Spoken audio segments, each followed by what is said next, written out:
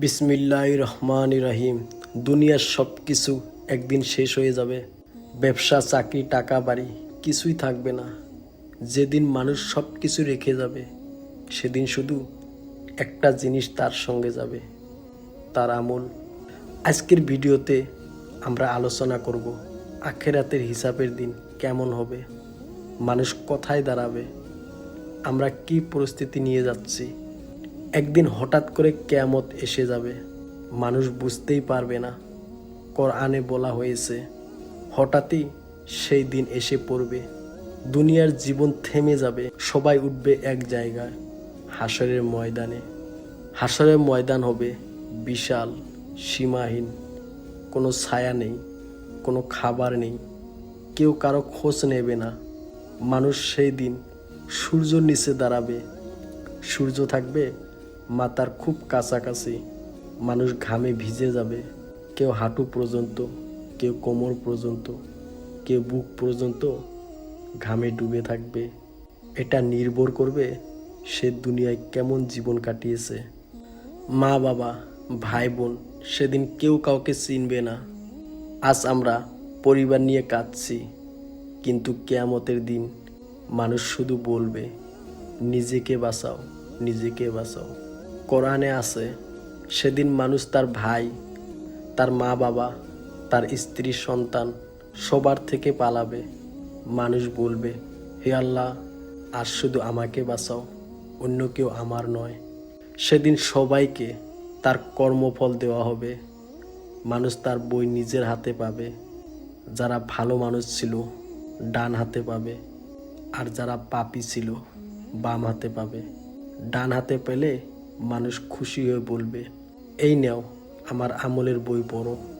আর যারা বাম হাতে পাবে তারা বলবে, হায়, আজ আমাকে বই দেওয়া হলো, আমি এই দিনের জন্য প্রস্তুত ছিলাম না। সেদিন কোনো ছোট আমলও বাদ যাবে না।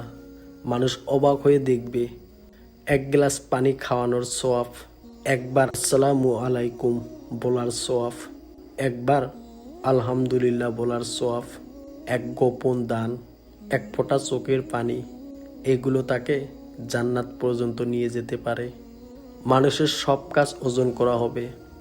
একদিকে পাল্লায় রাখা হবে গুনাহ, অন্যদিকে রাখা হবে সদকা, নামাজ, ধৈর্য, আল্লাহর স্মরণ।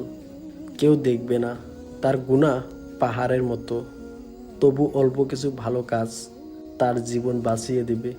কারণ আল্লাহ দয়ালু, তিনি ছোট আমলকেও বড় বানিয়ে দেন। আল্লাহর রহমত ছাড়া কেউ বাঁচতে পারবে না। গুরুত্বপূর্ণ কথা হলো, মানুষের আমল যতই ভালো হোক, তবু কেউ জান্নাতে যাবে না শুধুমাত্র তার আমলের কারণে। রাসূলুল্লাহ সাল্লাল্লাহু আলাইহি সাল্লাম বলেছেন, এমনকি আমিও আল্লাহর রহমত ছাড়া জান্নাতে প্রবেশ করতে পারবো না। তাহলে আমাদের অবস্থা কি হবে? আল্লাহ না চাইলে কেউ বাঁচতে পারবে না। দুনিয়ার কয়েকটি কাজ আছে যা আল্লাহ ছোট বড় সব গুনাহ মুছে দেন।